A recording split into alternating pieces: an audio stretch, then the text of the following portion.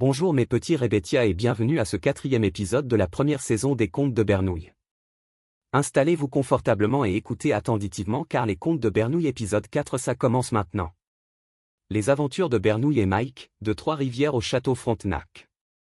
Il était une fois, dans la charmante ville de Trois-Rivières, deux frères nommés Benoît, Bernouille, Gauthier-Dwarf et Mike Gauthier-Dwarf. Benoît était connu pour ses rougeurs qui parsemaient son corps et sa voix tonitruante qui résonnait à des kilomètres à la ronde. Mike, quant à lui, était un fumeur invétéré de bio et de cigarettes, avec une passion pour les jeux de rôle médiévaux. Un beau matin, les deux frères décidèrent de partir à l'aventure. Ils avaient entendu parler du magnifique château Frontenac à Québec et avaient toujours rêvé de le visiter. Avec leurs sacs à dos remplis de provisions et leurs costumes médiévaux, ils prirent la route en direction de la vieille capitale. En route, Mike et Bernouille ne purent s'empêcher de chanter à tue-tête les fenêtres ouvertes jusqu'à ce que Diorvette, dans son énorme Foster Ford, hurla VOSIOL où je vous mets une négative note sur Mosec aux deux frères ce qui fit pleurer Bernouille à chaudes larmes. Dès leur arrivée au château Frontenac, Benoît et Mike ne purent s'empêcher de faire des niaiseries. Benoît, avec sa voix tonitruante, se mit à crier des ordres médiévaux dans les couloirs du château, effrayant les touristes et faisant rire les employés.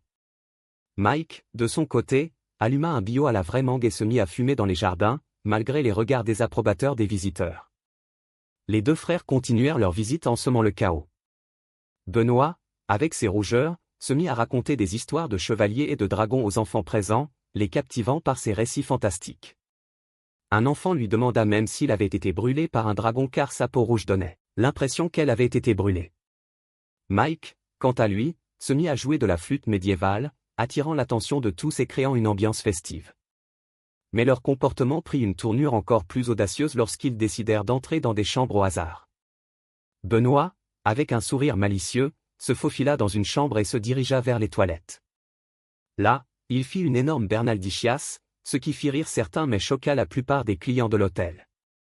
Mike, ne voulant pas être en reste, fit de même dans une autre chambre, laissant derrière lui une odeur nauséabonde et des visiteurs perplexes. De plus, leur bernaldichiasse était tellement puissante qu'elle sentait jusque dans le corridor. Une malheureuse femme sortit de sa chambre et fut tellement saisie par l'odeur qu'elle s'évanouit directement sur le bio que Mike s'était allumé pendant qu'il bernaldichiait donc elle mourut, brûlée par un bio à la vraie mangue. Après avoir semé la pagaille au château Frontenac, les deux frères décidèrent de se rendre au restaurant original Mangotti, appartenant à leur ami Monsieur Vraimangue. Dès leur entrée, ils se mirent à faire des niaiseries.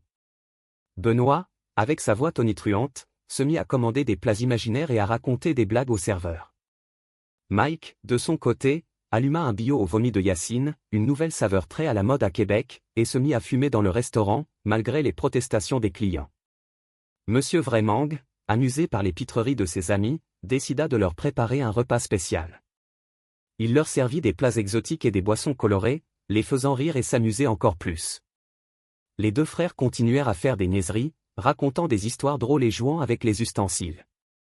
Finalement, après une journée remplie de rires et de niaiseries, Benoît et Mike retournèrent à Trois-Rivières, le cœur léger et la tête pleine de souvenirs.